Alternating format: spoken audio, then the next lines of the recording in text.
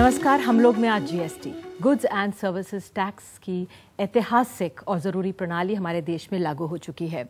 सरकार को उम्मीद है कि इससे टैक्स देने वालों का दायरा बढ़ेगा और देश के संपत्ति में कमाई में इजाफा होगा। लेकिन इसके क्रियान्वयन और संचालन को लेकर कुछ दिक्कतें सामने आ रही हैं, भ्रम भी हैं, जिसको दुरुस्त करने की कवायद में सरकार जुट चुकी है। हाल ही में कैबिनेट सचिव ने एक नोट जारी किया देश के तमाम सचिवों को राज्यों में कि जो हमारे देश में उपलब्ध चीज़ें हैं, गुड्स हैं, वो महंगी ना हो। साथ ही उन्होंने कहा कि इसका जो दायरा है ये सुनिश्चित किया जा सके कि इसकी भरपूर मात्रा में सप्लाई भी लोगों को हो रही हो। वित्त सचिव हंसमुख आधिया ने हाल ही में प्रेस कॉन्फ्रेंस करके कहा है कि जीएसटी पर एक मास्टर क्लास होगी। 6 दिन तक ये क्लास चलेगी, 3 दिन हिंदी में, 3 दिन अंग्रेजी में, और पूरे देश भर में इसको देखा जा सकेगा और जो तमाम चिंताएं हैं, शंकाएं हैं, वो ये दूर कर पाएगी। उन्होंने हर 3 से 4 जिलों में एक अधिकारी को नियुक्त किया है। तो हमारे देश में 175 अधिकारी होंगे जो इस जीएसटी के अमल पर, लागू होने पर अपनी निगरानी रखेंगे। एक मॉनिटरिंग कमेटी भी बना दी गई है सरकार की तरफ से।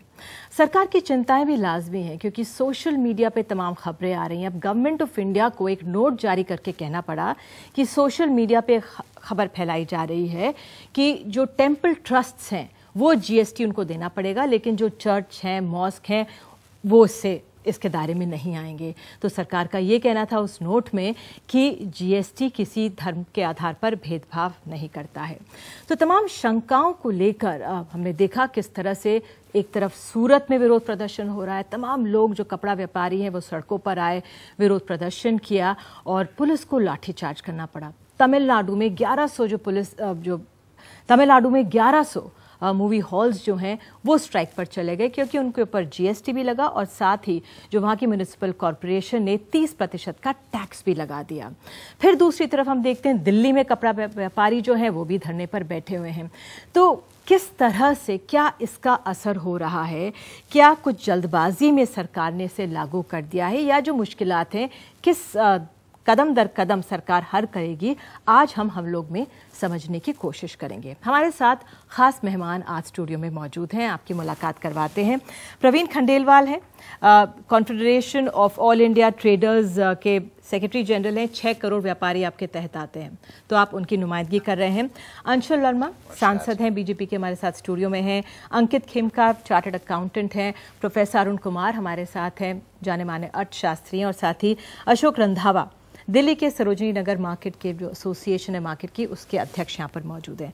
तो अगर मैं आपसे शुरू करूँ अशोक जी, दिल्ली में किस तरह की स्थिति है? जो हमारे ट्रेडर्स हैं किस तरह से ले रहे हैं इस जीएसटी के लागू होने को? मैम, जब से जीएसटी के बारे में सुना हैगा, कई तरह की भ्रांतियाँ, कई तरह के वो हुए हैं कि अभी तक लोग उसको समझ नहीं पा रहे हैं। मेरी सरोजनी नगर मार्केट में कपड़े की दुकान है। मेरा सारा माल जो आता है चांदनी चौक से आता है, होलसेल से। वहाँ पिछले कोई 1 हफ्ते से 30 तारीख से स्ट्राइक चली हुई है कि मेरी दुकान में कपड़ा नहीं आया। मैंने उनसे पूछा, जी आप क्यों नहीं कपड़ा दे रहे हैं? कि जी आप पहले जीएसटी नंबर लाइए, फिर हम आपको बिल काटेंगे, फिर आपको कपड़ा देंगे। मैं कंपोजिशन स्कीम के अंदर आता हूँ, मतलब 20 लाख से 50 लाख तक, 75। अभी तक ये नहीं समझ आ रहा है कि उसमें 3 रिटर्न भरनी है या 1 रिटर्न भरनी है। और जो मुझ पे 5% टैक्स लगेगा, क्या मैं अपने एक 100 रुपये वाले सूट पे मैं वो अपना 5 रुपये वो टैक्स जीएसटी वाला प्लस अपना प्रॉफिट लगा के कस्टमर को बेचूं? वो दुकानदार अपनी जेब से नहीं देगा। तो जो पर वो देने वाली बात तो चलिए एक अलग की बात है, कितनी रिटर्न भरनी है? कोई कह रहा है जी महीने में 3 भरनी है, कोई कह रहा महीने में 3 महीने में 1 भरनी है, कभी 36 भरनी है प्लस 1 रिटर्न और 37 भरनी है। ये इतना सारा कंफ्यूजन समझ से बाहर। अशोक जी, क्या ये एक डर है कि अब तो टैक्स देना पड़ेगा क्योंकि जो सरकार की सोच ये रही है, जो हमारे एमएसएमईज जो रहे हैं कई टैक्स नहीं देते थे। लीजिए ना आप टैक्स, हाँ। कौन मना करता है? पर मैं टैक्स देने के लिए सोचूंगा ये उसमें जो कंप्यूटर में मैंने बताया ना कि हमारी मार्केट नहीं में दिल्ली में ही बहुत सारे ऐसे दुकानदार हैं जो बहुत कम पढ़े लिखे हैं, जिन्हें आज तक कंप्यूटर की ज़रूरत नहीं पड़ी। मैं अपनी खुद बात करता हूँ, मुझे कंप्यूटर की ज़रूरत नहीं। मैं कंप्यूटर खरीदूँ, उसको चलाने वाला रखूँ, मेरी छोटी दुकान हैगी।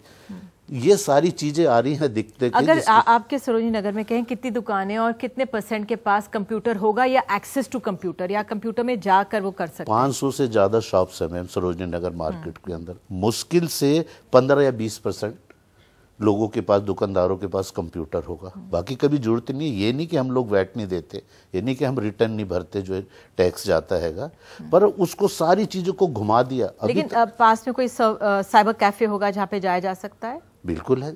तो ठीक है, आपके पास तो है, एक्सेसिबिलिटी है। आपसे प्रवीण जी, 6 करोड़ अगर कहें कि जो व्यापारी हैं आपके तहत आते हैं, उनका क्या रिएक्शन है? करीब 1 हफ्ता हो गया, कैसे आप आंकेंगे?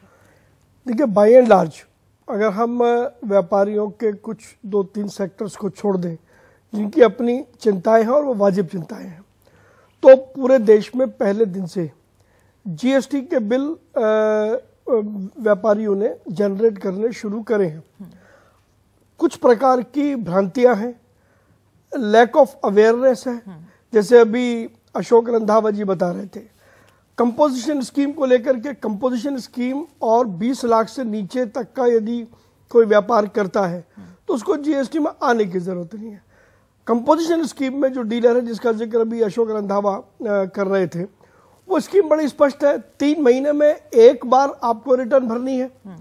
किसी प्रकार का कोई बुक्स ऑफ अकाउंट्स आपको नहीं रखने, केवल परचेज की इनवॉइस आपको रखनी है।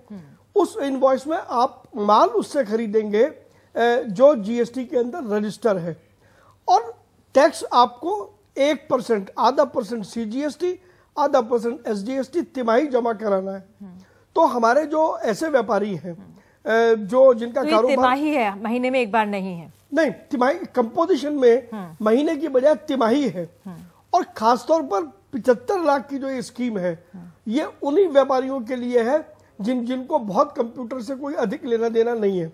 जहां तक कंप्यूटर की अवेलेबिलिटी का सवाल है, मैं उनकी बात से पूरी तरीके से सहमत हूं। पूरे देश में लगभग 60% व्यापारी अभी ऐसे हैं जिनके पास कंप्यूटर नहीं है। तो हमने सरकार को यह सुझाया कि देश भर में हमारे व्यापारी संगठनों के पास अपने कार्यालय हैं, लगभग 20,000 से ज्यादा कार्यालय हमारे पास में हैं। उन कार्यालयों को जीएसटी फैसिलिटेशन सेंटर में सरकार तब्दील कर सकती है। इसके अलावा मार्केट्स के अंदर डिजिटल कियोस्क लगाए जा सकते हैं। इसके अलावा हमने अपनी ट्रेड एसोसिएशंस को कहा कि जिन व्यापारियों के पास में कंप्यूटर नहीं है, उनको ऐसे 20 व्यापारी, 30 व्यापारी या 40 व्यापारी का क्लस्टर बना लीजिए, और उस एक क्लस्टर के साथ एक कंप्यूटराइज्ड अकाउंटेंट को जोड़ दें। तो उस कंप्यूटराइज्ड अकाउंटेंट की जिम्मेदारी है कि वो डिजिटल टेक्नोलॉजी के द्वारा उनको इनेबल कर दे। सरकार को चाहिए कि एक सब्सिडी स्कीम लेकर के आए जिसमें व्यापारी को सब्सिडी दी जाए कंप्यूटर लगाने के लिए। जब तक आप उसको सपोर्टिव मैकेनिज्म नहीं देंगे, कानून दिया, उसका स्वागत पूरे देश के व्यापारियों ने किया, कैसे भी करके हम उसको पूरा कर रहे हैं। आज भी देश में बड़ी जगह पर जिनके पास कंप्यूटर नहीं है वो मैनुअल कॉम्प्लायंस कर रहे हैं। अंशुल जी को लेकर आते हैं। अंशुल जी, आप सुन रहे हैं, सब इस जीएसटी का स्वागत कर रहे हैं, जरूरी भी है, लेकिन सरकार की जिम्मेदारी याद दिला रहे हैं कि भाई अब इसमें एक लाइन है पूरे जीएसटी एक्ट में कि प्रौद्योगिकी संचालित होगी, मानवीय हस्तक्षेप बहुत हद तक कम होगा। सरकार की सोच अच्छी है, लेकिन जिम्मेदारी। हमारे देश में एक विडंबना यह है कि कोई चीज आती बात है, उसके भय, फोबिया जो है पहले आ जाता है। समय के साथ साथ व्यवस्थाएं दुरुस्त हो रही हैं, ये बात सही है। शायद कहीं जो प्रचार होना चाहिए था उसमें हम लोग थोड़ा सा पिछड़ गए हैं। लेकिन एक चीज फिर कहना चाहूंगा, जैसा कि रंधावा जी ने बताया कि लगभग 5 से 10% लोग हैं जिनके पास कंप्यूटर है। दूसरी तरफ एक सत्यता ये भी है कि जो भी वहां पर ट्रेडर्स बैठे हैं, जो भी बिजनेस क्लास बैठी है, उनके हाथ में आप देखेंगे तो एंड्रॉयड से लेके अच्छे से अच्छा 50,000 का फोन होगा। बात यह आती है, it's a force of habit plus उसका क्रियान्वयन। हम लोग पहले भयभीत हो जाते हैं। व्यवस्था, अगर हम लोग अमेरिका की तर्ज पर आगे बढ़ना चाहते हैं, डिजिटल इंडिया की बात करते हैं और उसके साथ कदम ताली करना चाहते हैं, तो कहीं ना कहीं नागरिकों को उसके साथ कदम ताली करनी पड़ेगी। सरकार को एक व्यवस्था बनानी होगी जहां जागरूकता और प्रचार प्रसार सही ढंग से हो सके।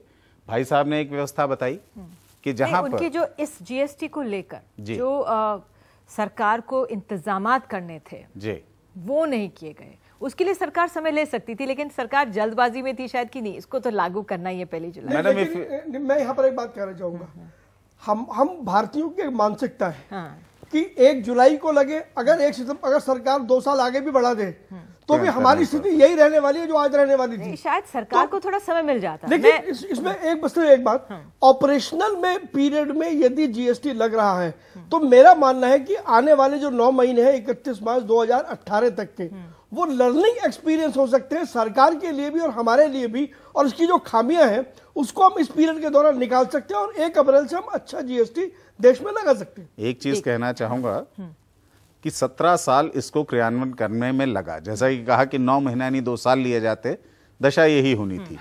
इस समय पर जब 1954 में फ्रांस ने पहली बार इसको इम्प्लीमेंट किया था, ma'am it has taken more than 70 years, we are lagging behind. तो इसको फर्दर डिले करना कोई उचित चीज नहीं थी। डिले की बात नहीं, थोड़ी सी और तैयारी। अमित मित्रा जो जीएसटी काउंसिल के अध्यक्ष थे, उन्होंने यही कहा था कि 1 महीना और ले लो, आराम से कर लो, थोड़ा सा समय और ले। सर, आप किस तरह से देख रहे हैं सिचुएशन को इस समय? देखिए, सबसे पहली बात यह है कि भारत जो देश है वो और देशों जैसा नहीं है। जितना कॉम्प्लेक्स देश हमारा है उतना और कोई दुनिया में नहीं है। हमारे यहाँ लार्ज स्केल भी है, मीडियम स्केल भी है, स्मॉल स्केल भी है, कॉटेज स्केल भी है। तो हर एक की अलग अलग समस्या है। जो लार्ज स्केल कर सकता है वो कॉटेज नहीं कर सकता, जो मीडियम स्केल कर सकता है वो कॉटेज नहीं कर सकता, और हम लोग सबको एक प्लेटफॉर्म पे ला रहे हैं। जैसे कि अगर आप कॉम्पोजिशन स्कीम का भी बात करें, जैसे कहा, तो अगर आप माल सप्लाई कर रहे हैं किसी को जो जीएसटी के नेटवर्क में आता है, तो फिर उसको जो रिवर्स चार्ज भरना पड़ेगा, तो आपसे माल नहीं खरीदेगा। तो इसलिए समस्याएं बहुत सारी हैं, और ये समस्याएं जो ये हैं, हालांकि डिस्कशन इस पे 2003-04 से चल रहा है, लेकिन अभी पिछले 3-4 महीनों में ही रियलाइज किया गया कि क्या क्या समस्याएं आएंगी, तो उसका समाधान नहीं निकला। तो ये बात कहना कि आप जब भी लागू करेंगे तब ये समस्याएं आएंगी, यहाँ पे ये हुआ ये कि हम लोगों ने एंटिसिपेट नहीं किया कि कॉटेज स्केल, स्मॉल स्केल और जो कॉम्पिटिशन स्कीम है, बाकी सब में क्या क्या समस्याएं आएंगी, उसको कैसे हम जो हल करेंगे। रिवर्स चार्ज वाला बहुत अहम है हमारे एमएसएमईज के लिए। जी हाँ, और एक चीज मैं और बताना चाहूंगा कि ये वैट में समस्या क्या आती है। देखिए, जो पहले टैक्स होता था वो एड वैलोरम कहलाता था, कि अगर आपने जो 100 रुपए का माल बेचा, 100 रुपए पे आपने टैक्स दे दिया। अब यहाँ पे आपको देखना है कि 100 रुपए के माल में वैल्यू एडेड कितना है। तो अगर 20 रुपए वैल्यू एडेड है तो मतलब आपको इनपुट कॉस्ट घटाना है उसमें से, तो आपको इनपुट कॉस्ट भी चाहिए और आउटपुट भी चाहिए। तो इसलिए कंप्यूटराइजेशन की जरूरत है, क्योंकि इनपुट कॉस्ट आपने हो सकता है 10 चीजें खरीदी हो और 10 चीजें बेची हो, तो हर एक का इनपुट और आउटपुट चाहिए। तो ये कॉम्प्लेक्स इसलिए होता है क्योंकि वैट अपने आप में एक बहुत ही कॉम्प्लिकेटेड टैक्स है, उसका एडमिनिस्ट्रेशन बहुत ही कठिन है, और वो जो हमारा कॉटेज सेक्टर है, स्मॉल स्केल सेक्टर है, उसके लिए बहुत कठिन है। तो जैसे कि हमारे ट्रेडर भाइयों ने कहा कि उनके लिए कॉस्ट बहुत बढ़ जाएगा, वैसे ही उनका प्रॉफिट कम होता है, मार्जिन चाहे 10% हो, पर अगर जब उनका जब प्रॉफिट समझिए 2 लाख 3 लाख है और उनको 5,000 रुपए प्रति माह जो एक चार्टर्ड अकाउंटेंट को देना पड़े या कोई कॉस्ट अकाउंटेंट को देना पड़े, तो उनके लिए फिर जब प्रॉफिट एकदम गिर जाएगा, तो उनके लिए समस्या है। तो मेरा मानना है, आपने सीएस की बात की, आपने जो सीएस की बात की, वो हमारे साथ यहाँ पर बैठे हुए अंकित, अभी कुछ हमने दिन पहले देखा था, सीएस काफी गुस्सा हो गए थे प्रधानमंत्री के बयान के ऊपर, लेकिन जो भी खैर प्रधानमंत्री ने कहा, ने काफी कोशिश की है कि कल हमारा दिल रखा जाए। उन्होंने सब सारे सीएस को अक्रॉस इंडिया एक ईमेल भिजवाया है प्रधानमंत्री ने। जी हाँ, कल ही सब सारे सीए को 2.5 लाख सीए हमारे सबको ईमेल आया, जिसमें विदाउट किसी कंडीशन सीएलओ की तारीफ की गई है और नेशन बिल्डिंग में हमारे सपोर्ट को उत्साहित किया गया, जिससे सारे के सारे सीए मोदी जी से तो नाराज नहीं है अब, क्योंकि दिल नाराज नहीं है। जिस तरह प्रधानमंत्री जी का दिल बड़ा है, हमारा भी बड़ा है। हाँ। उस बात को हमने निकाल लिया, लेकिन हमारा मेन मुद्दा था जीएसटी में कहा जा रहा है सबसे ज्यादा फायदा आप लोगों को होने वाला है, आप लोगों को काम ज्यादा मिलेगा, नौकरियां भी सबसे ज्यादा अकाउंटेंसी में ही आने वाली हैं। ऐसा नहीं है, क्योंकि अगर आप सोचो, सरकार कहती है कि बहुत सारे टैक्सेस को घटा के कम कर दिया गया है, तो बहुत सारे फील्ड से जॉब हट के एक लिमिटेड जगह पे आ गई है। सबसे मेजर तो डिस्क्रिपेंसी यही हो गया ना। अब एक कंपनी में 4 सीए थे, एक एक्साइज देखता था, एक कस्टम देख रहा है, एक वैट देख रहा है। मैंने आज तक वैट का काम नहीं किया था, मैं वैल्यूएशन वगैरह ज़्यादा देखता था, लेकिन अब मुझे जीएसटी देखना पड़ेगा। तो जो मैं किसी कंपनी में अगर ज़्यादा मेजर चलता है तो वो एक्साइज वाले को तो निकाल देगा बाहर, वैट वाले को बाहर निकाल देगा। तो ऐसा नहीं है कि मेजर रूप से जॉब बढ़ेगी, पर जीएसटी का हमारा इंस्टीट्यूट बहुत ज़्यादा स्वागत करता है और एनडीए गवर्नमेंट की तारीफ करेंगे कि वो इसको लेके आए। प्रॉब्लम जो बात हो रही है, 17 साल लगे इसको फॉर्मुलेट होने में, वो इम्पोर्टेंट नहीं है। जीएसटी आया अभी 3 महीने पहले, अभी इम्प्लीमेंट अभी जस्ट किया गया है, तो अभी देखें क्या बाकी लोग रेडी थे। जिस कंपोजिट स्कीम की बार बार बात की जा रही है, कंपोजिट स्कीम जीएसटी का पूरा पर्पस डिफीट कर देता है।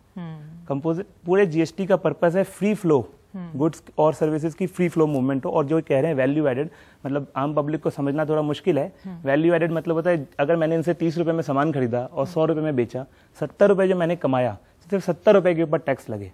कंपोजिट स्कीम चेन को तोड़ देता है। मैंने गुड्स खरीदा बाहर से। कंपोजिट स्कीम क्या करेगा? कंपोजिट स्कीम में क्या होता है, जैसे मैंने इनसे गुड्स खरीदा, ये तो बड़े बंदे हैं, इनके ऊपर इनका टर्नओवर 50 करोड़ का होगा, इन्होंने 18% टैक्स ले लिया मेरे से यान के ऊपर।